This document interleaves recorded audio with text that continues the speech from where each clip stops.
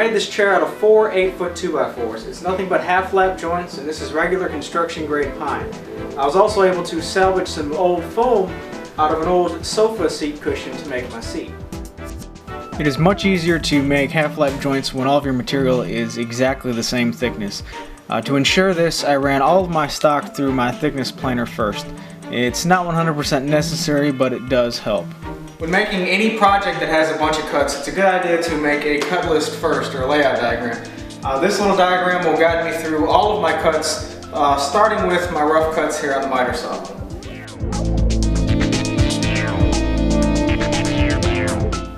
Half-lap joints work a lot better if everything is nice and crisp and square, so I'm going to rip all my pieces down to 3 inches wide.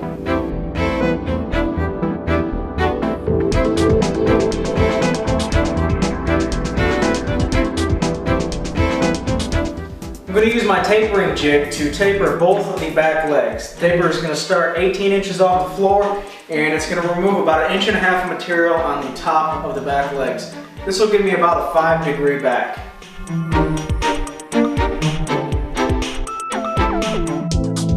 I've already flushed everything up to 90 degrees on one side. Now I can use my sled and a stop block to cut everything to length.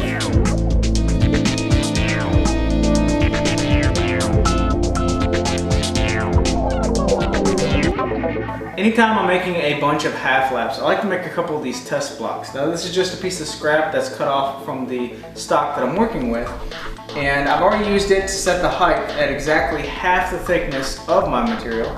And now I need to make a curve maker style stop block, and what that is basically it's going to give me a measurement that is the exact distance traveled that I need for this particular dado blade. And to do that, I need to set my fence at the exact width of my material to the outside of the blade and just run it through to remove the thickness of the dado stack.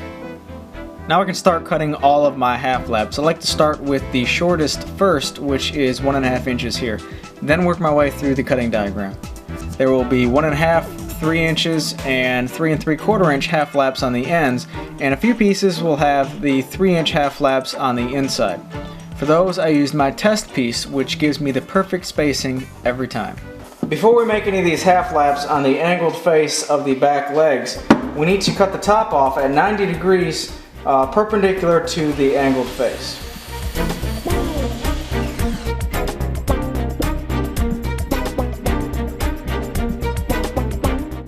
With all my parts cut according to the cut list, now I can start assembling. I'm going to start with the upper portion of the back.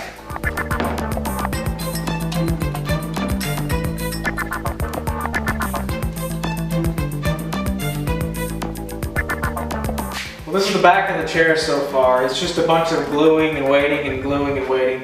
I did make a mistake, however. These legs, I should not have cut this half lap just yet. I've got to glue another piece on the front here, and then that's when I should have removed the material for this half lap. What I'm just going to do is just glue it in place and recut it again. I've not moved the height on my dado stack, so it's going to be alright. However, more desirable results would have been if I just glued this in first and cut the half lap afterwards. While I've got the main glue up in clamps, I can start working on the front part of the legs. I just need to make sure that I've got a left and a right and don't glue together 2 left feet.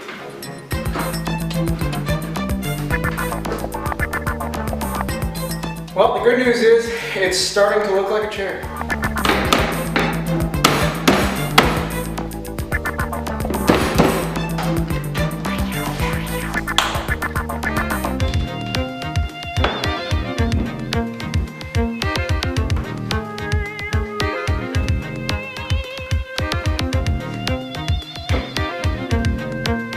The last structural member of the chair is this piece that goes in right here. I need to cut a half lap on both sides first, and to help me do that, I've clamped another sacrificial piece of wood in between just to stop any flex and give me a flat surface to run this through on the table saw.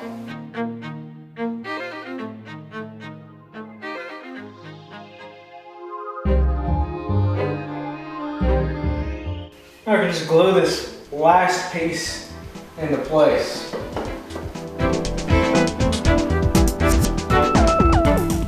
I've already cleaned up all of my joints with the hand plane, and they're not perfect.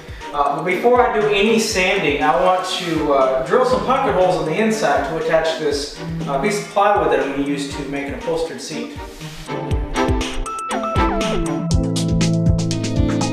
I've got about 6 hours in this project, and unfortunately I'm also in my 6th day, so sometimes life just happens.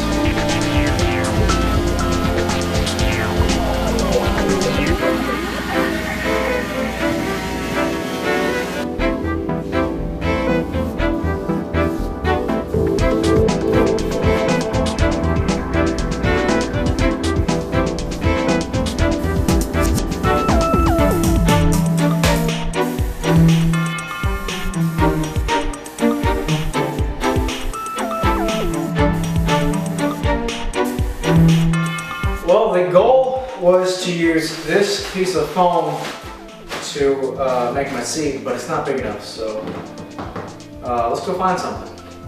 Well, one of the benefits of my job is I get stuff that people leave behind, and somebody left behind an ugly sofa, so I stole one of the cushions off of it, and I'm going to cut this down to fit this piece of plywood. Well, I've cut my cushion down into a reasonable size, and it's still got some of this white fuzz on top.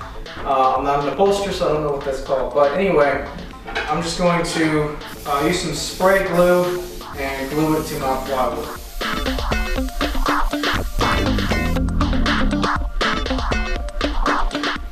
Now this is completely experimental. I've never upholstered a seat before. I'm using crappy materials, some salvaged foam here, so I am perfectly okay if this seat cushion looks like crap. I can always redo it later with the appropriate materials. Well, about 20 minutes of pulling and stapling later, I've got a seat. You know, I've never done this before, so I'm actually pretty happy with the results. With the lacquer dry, I can attach my seat cushion from below with pocket hole screws. When it's all said and done, this project cost me about $15 to make. I was able to reclaim some of the foam material. I've got this vinyl at a very good price, and of course these are just construction grade 2x4s, so very inexpensive lumber.